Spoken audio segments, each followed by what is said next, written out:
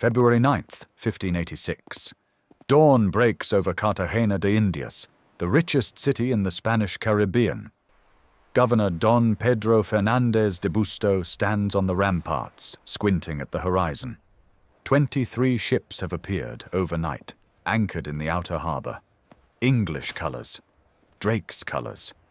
For weeks, warnings had trickled in from Santo Domingo. El Draque was coming. The dragon. The most feared pirate in the Americas. Spanish mothers used his name to frighten children into obedience. Colonial officials whispered it with the same dread medieval peasants reserved for the plague. But Cartagena was supposed to be different. This wasn't some backwater settlement clinging to a muddy coast. This was the neuralgic point of Spain's entire New World empire. Every ounce of Bolivian silver destined for Philip II's treasury passed through these docks. Every enslaved African brought to the mines arrived here first. The city's wealth was staggering, its strategic importance absolute. And yet, as Governor Fernandez watches Drake's fleet settle into position, he knows the truth that will destroy him. The famous walls, the ones that would one day make Cartagena truly impregnable, don't exist yet. The fortifications are inadequate. The defenses at the harbor entrance are absent entirely. The city's security has rested not on stone and cannon, but on reputation and hubris. Drake's ships don't move. They sit there, perfectly visible, close enough to count but too far for Spanish guns. The message is clear. I'm not hiding. I'm not afraid. And there's nothing you can do to stop me.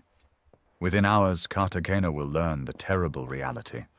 Drake hasn't come with just cannon and musket. He's brought something Spain's colonial architects never planned for. A weapon so devastatingly simple that it will reduce their strongest Caribbean fortress to ash and rubble in days. A weapon that turns wood into terror and negotiation into surrender. Fire. Weaponized, systematic, merciless fire. This is the story of how one man burned an empire's confidence to the ground. Sir Francis Drake was never just a pirate, though the Spanish would never call him anything else. He operated under a letter of marque and reprisal issued by Queen Elizabeth I herself, a legal document that transformed theft into patriotism with a stroke of the royal pen. The distinction mattered to England. Elizabeth's treasury was nearly empty. Maintaining a proper navy was impossible. So she did what pragmatic monarchs do when broke and angry. She privatized warfare. Shipowners could attack Spanish vessels and colonies, keeping most of the loot while the crown took a share. Elizabeth herself loaned ships and demanded her cut. It was venture capitalism with cannons. Drake was the system's greatest success story. Born to a poor family, he'd risen through nautical skill and ruthless ambition to become England's most celebrated sea captain. He'd circumnavigated the globe, filling Elizabeth's coffers with Spanish gold. He was a hero in London, knighted by the Queen herself. To Madrid, he was something else entirely. El Draque, the dragon, a terrorist who burned churches and murdered priests. Spanish colonial records never used the word privateer when describing his raids. They used pirate, heretic, and enemy of God. Both views were correct. Drake was simultaneously a patriot and a killer, a naval genius and a war criminal, a servant of the crown and a man who got rich from calculated brutality. The 1585 expedition wasn't a rogue venture. It was Elizabeth's retaliation for Spanish seizures of English merchant ships. But it was also something larger, a declaration that Spain's New World monopoly was over, that Catholic dominance in the Americas would be challenged, that the English would take what they wanted and dare Philip II to stop them. Drake assembled 23 ships and 1,900 men.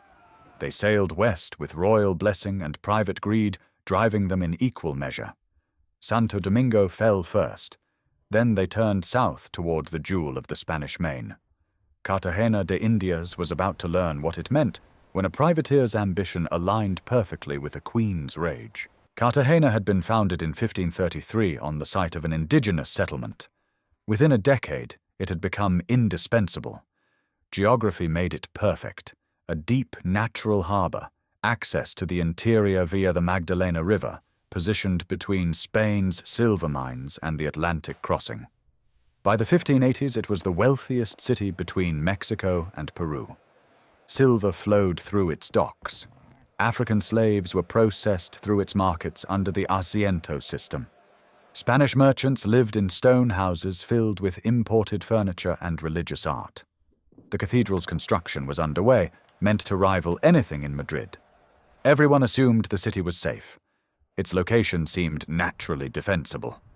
The harbor entrance was narrow. The bay was surrounded by land. Surely any attacking fleet would be spotted and destroyed before reaching the city proper. But assumption isn't architecture. When Drake's warnings arrived, Governor Fernandez de Busto did what he could. He mustered militia. He positioned the few cannons available. He sent scouts to watch the harbor approaches. It wasn't remotely enough. The famous stone walls wouldn't begin construction until 1602, 16 years in the future. The fortifications at Tierra Bomba and Bocachica didn't exist yet. The bay defenses consisted of a handful of poorly positioned guns and whatever ships happened to be in port. Spanish confidence had created a fatal illusion. Cartagena was important, therefore it must be defended, therefore it must be safe. The logic was circular and wrong.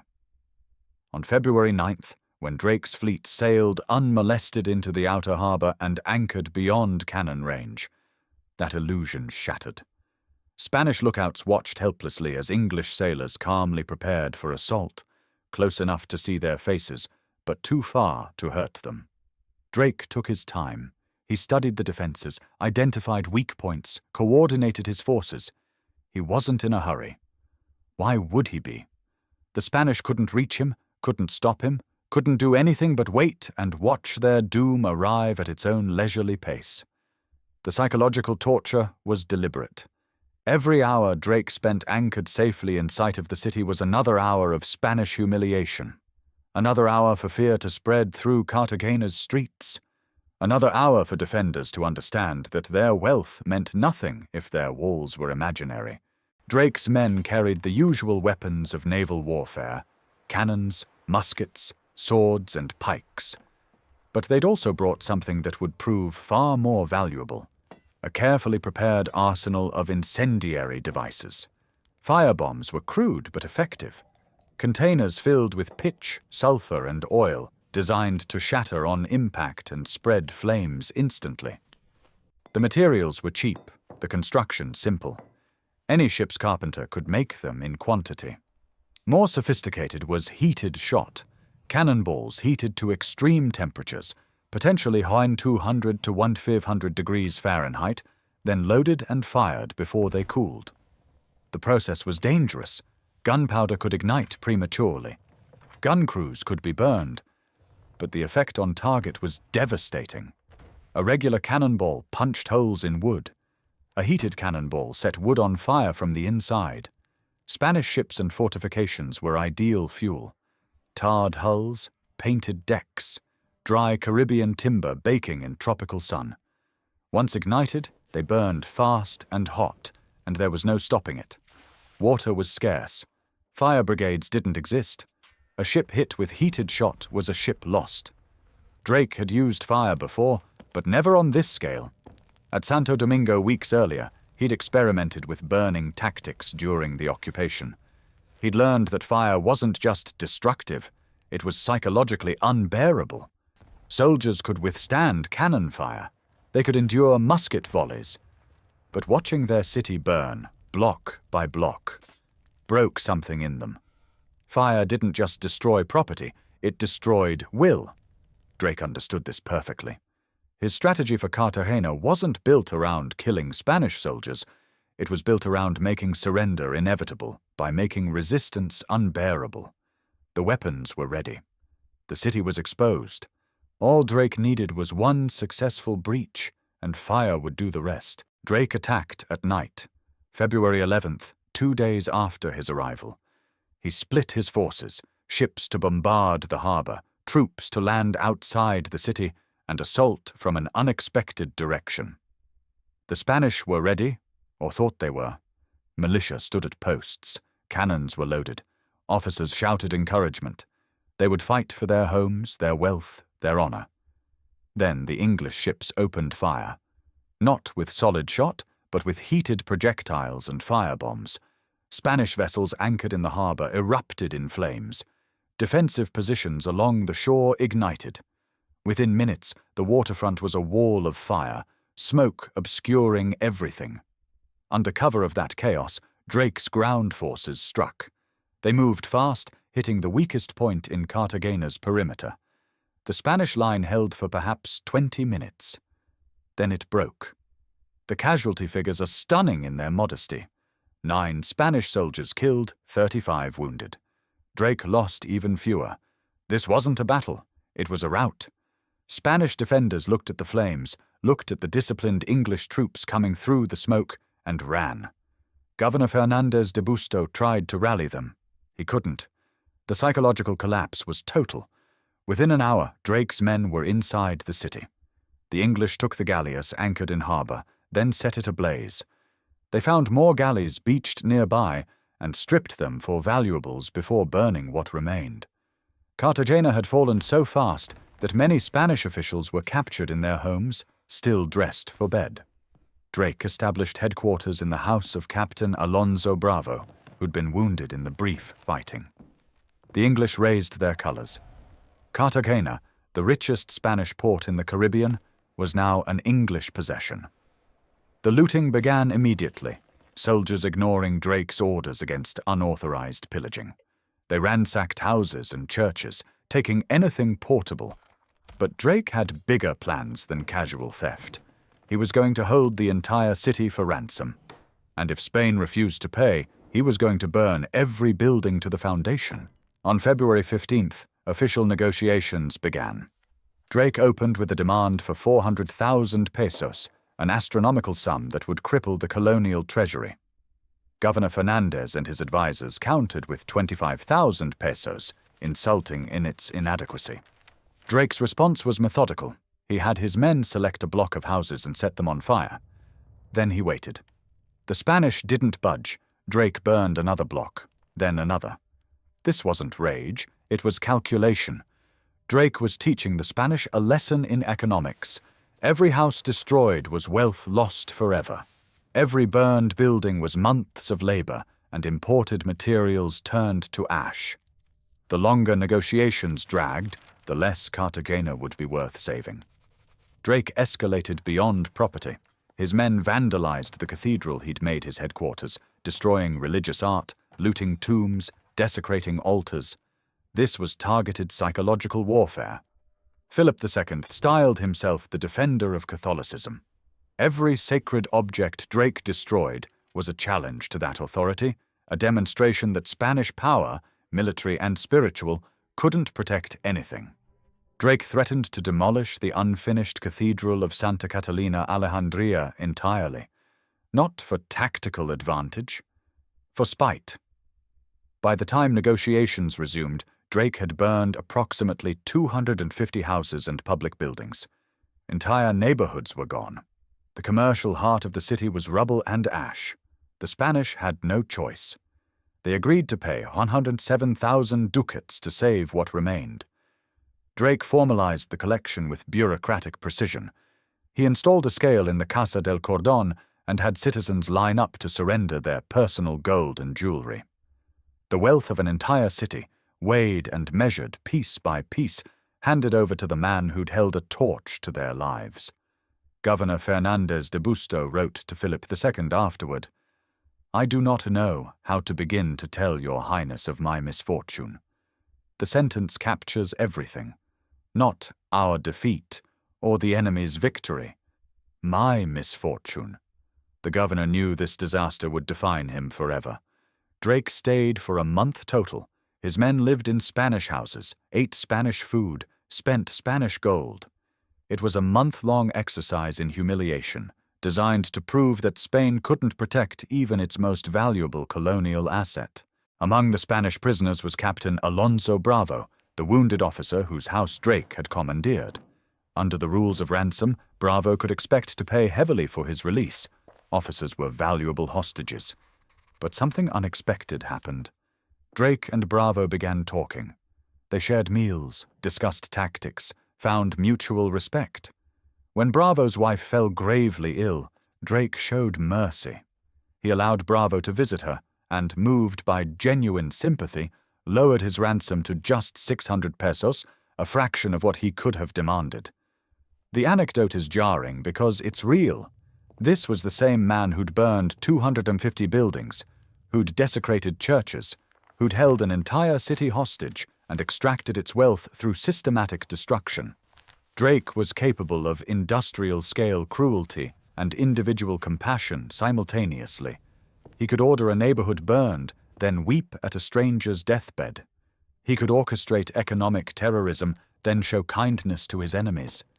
This wasn't hypocrisy. It was the reality of early modern warfare, where violence was a profession and mercy was optional. Drake saw no contradiction between burning a city and comforting a dying woman. They existed in different categories of his moral universe. Spanish accounts struggled with this complexity. Some described Drake as pure evil, a heretic demon sent to punish Catholic sins. Others grudgingly admitted his courtesy when dealing with prisoners individually. Both were true. Drake was the dragon and the gentleman. The destroyer of Cartagena and the friend of Alonso Bravo. He contained multitudes because early modern privateering demanded it. You had to be ruthless enough to succeed and civilized enough to negotiate ransoms. This moral complexity is why Drake remains fascinating. He can't be reduced to hero or villain. He was both, in equal measure, serving Queen and Prophet with equal dedication. Drake sailed away on April 12, 1586, narrowly avoiding capture by a Spanish relief fleet that arrived 2 days later. He left behind a ruined city and a humiliated empire. The immediate aftermath was chaos. Spanish officials scrambled to assign blame. Some claimed divine punishment for colonial immorality, citing unrighteous intercourse between galley slaves and local women as the cause of God's wrath. It was easier to blame moral corruption than accept military incompetence. But Philip II understood the truth. Cartagena had fallen because it wasn't defended. Spain had assumed wealth equaled security. Drake had proved otherwise. The raid triggered a complete strategic overhaul. The ransom had to be repaid from royal funds. Those funds were then redirected into colonial defense. In 1602, construction began on the massive stone walls that would eventually surround Cartagena. Fortifications at Tierra Bomba were built to guard the harbor entrance. The Castillo San Felipe de Barajas rose on the hills above the city. The irony is perfect. Drake's success ensured Cartagena would become truly impregnable. His raid was the existential shock that forced Spain to invest the resources necessary to make the city unassailable for future generations. When English forces returned in 1741 under Admiral Edward Vernon, they found a different city entirely. The walls Drake never faced turned back the largest amphibious assault in history before Normandy. Vernon's massive fleet accomplished nothing. Spain had learned its lesson. Drake had won a battle but lost the war. His incendiary weapons broke Cartagena's defenses, extracted massive wealth, and humiliated Spanish colonial power. But the trauma of that defeat created the fortress that would protect Spanish interests for centuries. The city he burned became the city he couldn't have conquered. The weapon that destroyed Cartagena wasn't technological innovation. Firebombs and heated shot existed before Drake. The genius was psychological, understanding that fire creates a unique terror that breaks will before it breaks walls. Drake transformed flame from a military tool into an economic instrument. He didn't burn Cartagena to kill soldiers. He burned it to make surrender rational. Every destroyed building was leverage. Every threat to torch more was pressure toward capitulation. Spanish officials, watching their city incinerate block by block, faced an impossible choice: lose everything now to fire, or lose most of it now to ransom, and save what remains. Drake made the mathematics of terror work perfectly. For England, Drake became the symbol of maritime power projection. For Spain, he remained El Drac forever, the pirate who proved that Catholic supremacy and colonial wealth couldn't guarantee security. The complexity of his legacy mirrors the complexity of the man. He burned cities and comforted dying women. He served his queen faithfully while enriching himself shamelessly. He was sanctioned soldier and calculating terrorist. The Alonso Bravo anecdote crystallizes this duality. The man capable of systematic destruction was also capable of profound humanity. History remembers Cartagena's walls, but forgets they didn't exist when Drake arrived. It celebrates Spanish colonial resilience while ignoring how easily that empire bled when cut. The sack of Cartagena revealed imperial vulnerability that Spain spent decades correcting. Today, Cartagena's stone fortifications stand as UNESCO World Heritage Sites, testaments to Spanish engineering and determination. Tourists walk ramparts that Drake never faced, photograph walls that his incendiary weapons never touched. But in 1586, there was only wood and hubris. And when Sir Francis Drake brought fire, both burned equally well. The city survived, but its innocence died in those flames. Spain learned that wealth without walls was an invitation, that prestige without preparation was suicide, that confidence without defense was ash waiting to happen.